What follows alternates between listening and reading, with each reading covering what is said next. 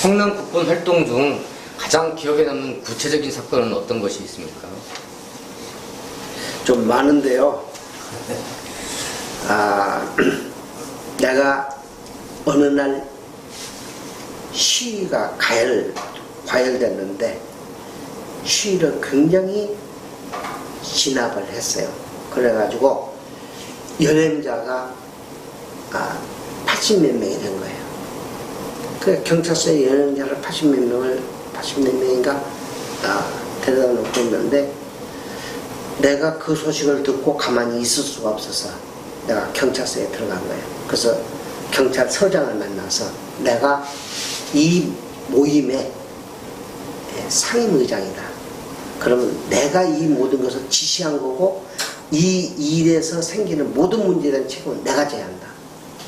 내가 와서 징역을 살 테니까, 죄가 있다면 내가 재판받고 징역을 살 테니까 연행자들을 다 놔주라. 이 많은 사람을 잡아놓고 어떡할 거냐 라고 항의를 했어요. 근데 경찰서에서는 이것은 우리 마음대로 할 수 있는 게 아니고 이게 검사하고 조율을 해서 하는 것이기 때문에 안 된다. 그리고 이 큰 시위가 일어났는데 여기에 책임자를 우리가 그냥 놔둘 수는 없습니다. 그래서 좋다. 그럼 나 여기서 단식하겠다 하고 서장실에서 단식 선언을 하고 거기서 주저앉은 거예요. 그러니까 이제 서장도 몸이 닳죠. 그래도 그때 국본 성남지역 의장이면 또 대단한 권위가 있는데 와서 이렇게 있으면 또 무슨 그 어려운 일이 생길지 모르니까 자꾸 이제 검사하고 조율을 하는 거예요. 검사한테 뭐 이렇게 돼서 조금 더 줄여야겠다. 그래서 이제 나한테 와서 목사님 58명으로 줄였으니 나머지 풀어주니까 가십시오. 안 된다. 난 안 가겠다. 근데 이제 그때 김혜성 목사가 내 옆에 비서같이 따라다닐 때예요. 김혜성 목사가 그때 운동이란 이렇게 하는 거구나 라고 머리가 딱 열린 거예요. 그래서 내가 안 간다. 그래 이제 막 경찰이 막 사정을 하는 거죠. 이렇게 우리도 노력을 하니까 목사님도 좀 도와달라고. 그거 절대 못 간다. 다 내주면 내가 이거 주지 않겠다. 그래서 이제 연락을 해가지고 이제 국본 대표들이 다 온 거예요. 이제 다는 안 하지만 그 일부 와서 이제 나를 이제 격려하고 서장한테 같이 항의도 하고 목사님 말씀이 맞는데 들어드리라고 막 하고 이제 항의를 하는 거예요. 근데 이게 이제 또 조율을 하는 거예요. 이제 막 국본까지 와서 이제 난리다. 그러니까 이제 목사님 아주 대폭 우리가 양보를 했습니다.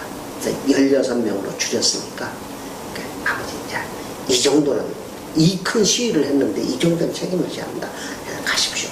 나 못 간다. 그거 버틴 거야. 그러니까 이제 또 8명으로 줄인 거야.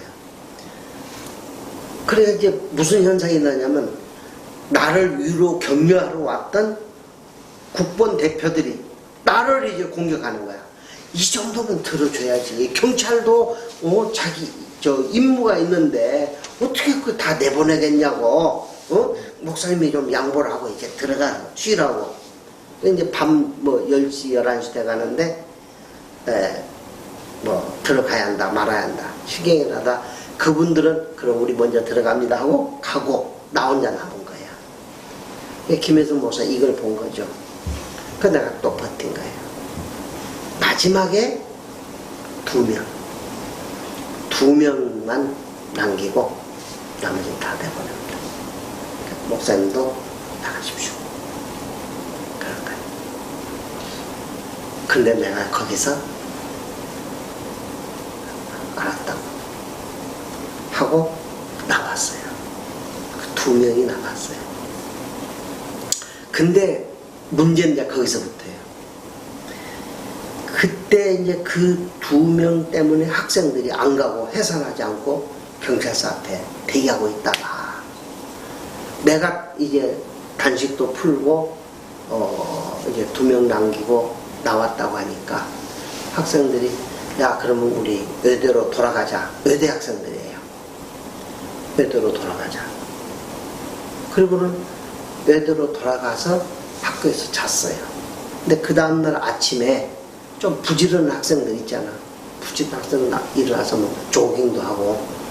그런데 한 학생이 거기 의대 안에 그 연못이 있는데 연못에 뛰어들어서 수영을 한 거예요. 그러다 심장마비로 이렇게 죽었어요. 그 사람, 그 시신을 여기 성남 소망병원에 뉘어놨는데 내가 그 시신을 붙들고 울었어요. 내 잘못이다. 마지막 2명까지 너 내가 책임지고 끌고 나왔어야 하는데 내가 먼저 나오고 그런 결과 당신이 이렇게 이런 변을 당했구나 하고 내가 참 끄이끄이 울었어요. 그런 사건 이런 게 이제 우리 국본 활동 과정에 있었고요.